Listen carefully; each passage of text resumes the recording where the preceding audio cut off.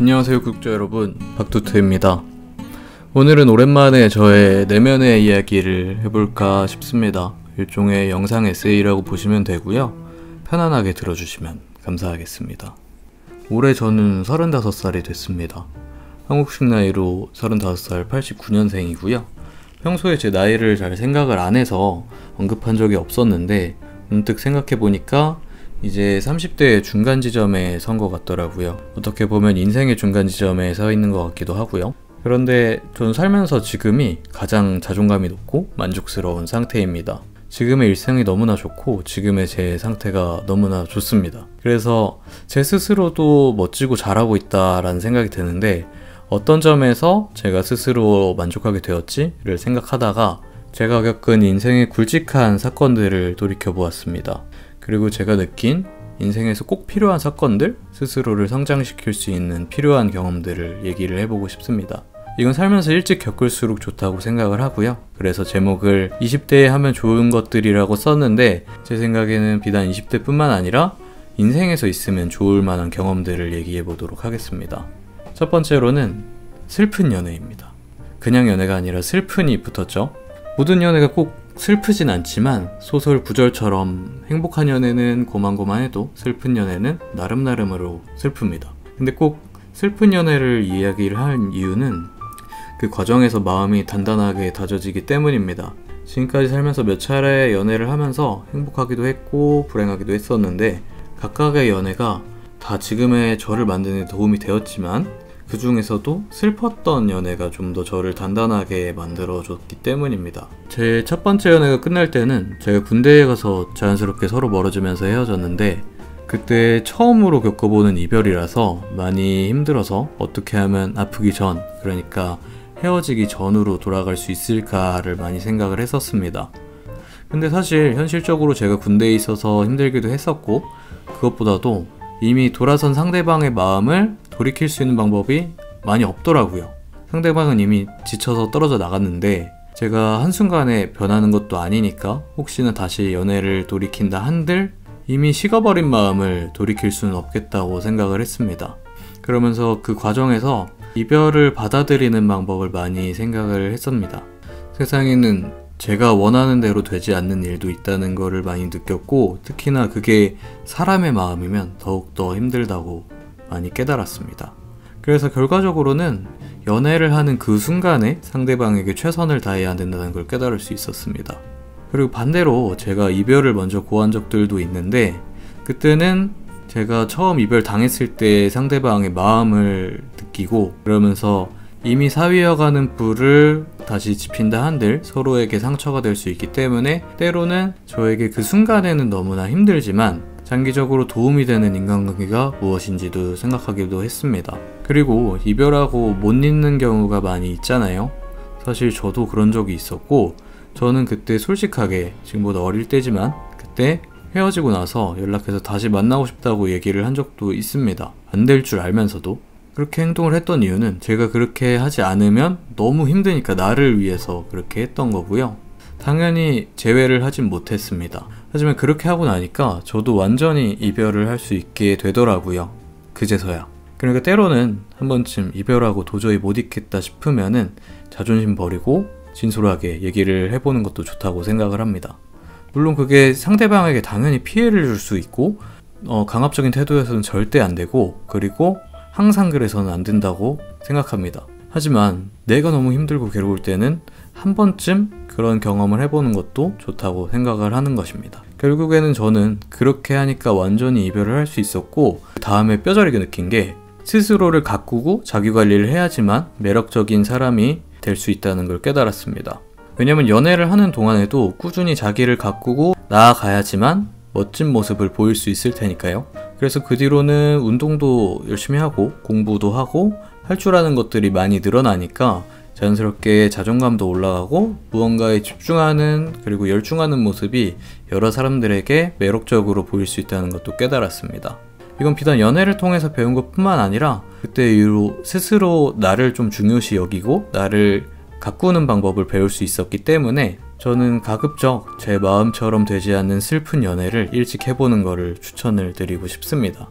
물론 많이 힘들 겁니다. 두 번째는 나홀로 여행입니다. 저는 혼자서 여행을 은근히 많이 다녔는데요. 대표적으로 유럽 여행도 한 달간 혼자서 다녀왔었고, 제주도도 가고 휴양지도 혼자서 다녀온 적이 있습니다. 그거 말고도 혼자서 뭐 드라이브 삼아서 이것저것 다니고 혼자서 하는 것들을 많이 하는데, 원래는 그렇지 않았고요. 많이 변했습니다. 몇 번의 여행을 하고 나니까 그렇게 될 수 있었습니다. 혼자서 처음 여행을 한 거는 20대 중반의 첫 회사 휴가 때 동남아 휴양지에 다녀온 거였는데, 그때는 사실 친구랑 같이 가려고 계획을 같이 다 세운 다음에 휴가가 임박했을 때 친구가 갈 수 없게 되어서 혼자서 간 거였습니다. 이미 사실 일정을 다 짰기 때문에 그 일정을 혼자서 소화를 했었고요. 그러다 보니까 오히려 이 과정에서 나는 외로움을 많이 타는구나 라고 생각을 했었습니다.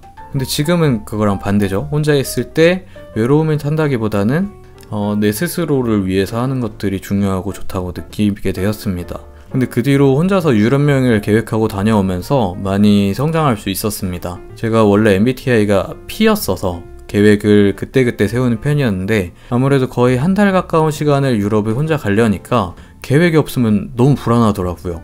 그래서 그때 심지어 엑셀로 일정을 다 짜고 하나하나 알아보면서 세밀하게 준비를 했었는데, 그러고 나니까 불안감도 사라지고 자신감도 생기고 그랬습니다. 그리고 실제로 여행에 가서도 제가 정해놓은 일정대로 따라가면 되니까 이것저것 많이 하면서 마음도 안정이 되고 오히려 더 많은 것들을 보고 느낄 수가 있었습니다. 또 그때 당시에 이미 일정이 준비가 되어 있으니까 이 일정을 틀어서 자유롭게 조절을 하면서 이렇게 미리 일정을 짜두면 마음의 안도감이 있으니까 이걸 오히려 융통성 있게 조절할 수 있다는 점도 깨달았습니다. 그게 무언가 짧은 기간이지만 저의 생존을 비롯한 모든 것들을 스스로 해결해 나가는 경험이 굉장히 많이 도움이 되더라고요. 막 기차도 연착되고 길 못 찾고 그래도 어떻게든 살아야 되니까 알아서 찾아서 해나간 것이 굉장히 도움이 되어서 그때 일을 기점으로 좀 제2 성향이 많이 커졌고, 그 뒤로는 계획적이고 비교적 성숙한 생각들을 많이 할 수 있게 되었습니다. 그러다 보니까 자연스럽게 국내 여행쯤은 혼자서 쉽게 다녀올 수 있게 되었고요.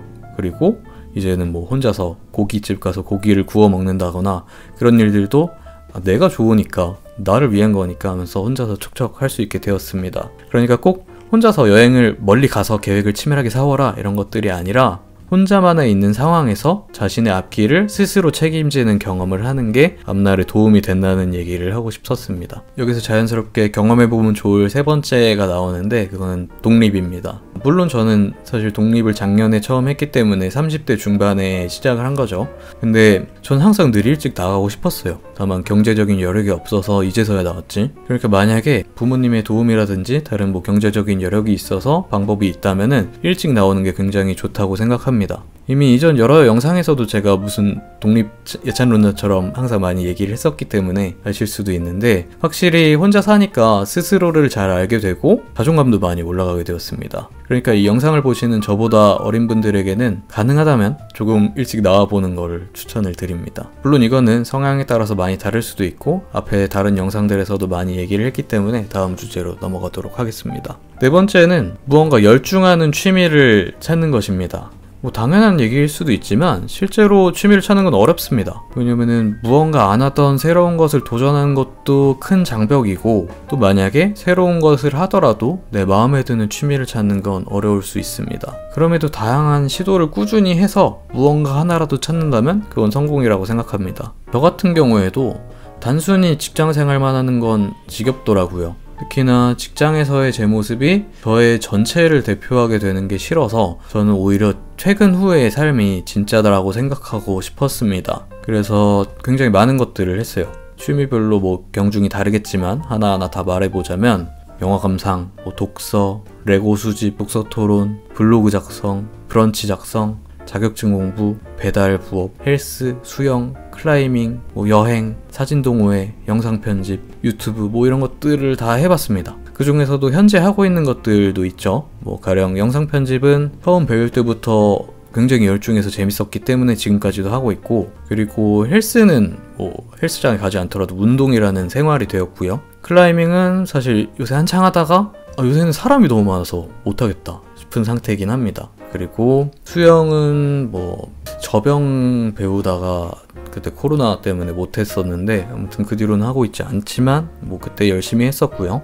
그리고 사진 동호회도 귀찮아서, 솔직히 말해서 귀찮아서 사진을 그렇게 자주 찍지는 않지만 종종 찍고 있습니다. 이런 식으로 뭐 꼭 평생의 취미를 찾지 못하더라도 다양한 것들을 해보면은 그것들에 열중할 때 재밌어서 그걸 하는 재미로 일상을 살게 되더라고요. 그러다 보니까 그 취미에 몰입하는 제 자신이 좋기도 하고, 그리고 삶의 활력소가 되는 게 굉장히 좋습니다. 특히나 나이가 들수록 일상이 반복이 되면서 지겨워지는데 기다려지는 무언가가 있다는 게 굉장히 큰 힘이 됩니다. 그리고 뭐 일단 해보면은 뭔가 할 수 있는 하나가 는다는 점에서 스스로 발전을 했다는 뿌듯함이 생기기도 하고요. 그러니까 꼭 평생의 취미를 찾아라는 아니더라도 무엇이든 취미로 삼기 위해 다양한 도전을 해보는 것을 추천드립니다. 그리고 마지막은 아르바이트입니다. 저도 아르바이트를 많이 하지는 않았거든요. 주로 카페 알바랑 편의점 알바를 많이 했었고, 자잘하게 한 거는 조개구이집에서 서빙하고 뭐 행사 진행 아르바이트 이런 것들을 많이 했습니다. 근데 그게 잠깐이어도 일머리를 키우는데 도움이 되었다고 생각합니다. 제가 20살 때 처음 아르바이트를 한 게 조개구이집에서 숙식을 하면서 서빙을 하는 거였는데, 그때는 제가 일을 처음 하다 보니까 굉장히 못했었거든요. 어느 정도였냐면 손님들이 이렇게 말한 적도 있습니다. 여기 일하시는 분들은 다 멋있고 일도 잘하고 괜찮네요, 쟤 빼고. 근데 제가 바로 저였어요. 저는 그게 사실 그때 당시에는 사실 상처받을 정도는 아니었는데 제가 일을 진짜 못한다는 걸 깨달을 수 있었습니다. 그나마 다행인 건 제가 사람들에게 미움받는 타입은 아니었어서 같이 일하는 형들이 귀여워해줘서 다행이었는데, 아무튼 그때 일을 못해서 누가 되었었죠, 다른 사람들에게. 근데 그러고 나서 이런저런 아르바이트들 많이 하고 뭐 삶의 경험들을 많이 겪고 나니까 다행히 일머리가 조금씩 생기더라고요.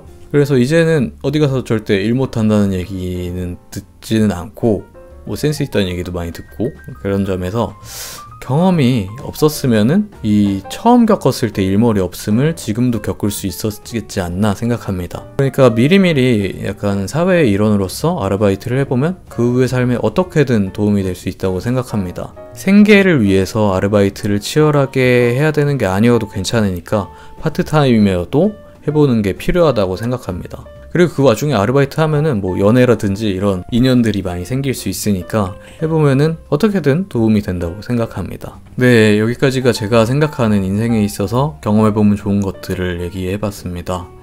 사실 비슷한 분들이 많을 거라고 생각해요, 일반적으로. 그렇기 때문에 공감을 해주시면 많이 감사드리겠고, 그렇지 않더라도 그럴 수도 있겠다 라고 생각을 해주시면 감사하겠습니다. 다음에 또 다양한 영상으로 찾아오도록 하겠습니다. 감사합니다.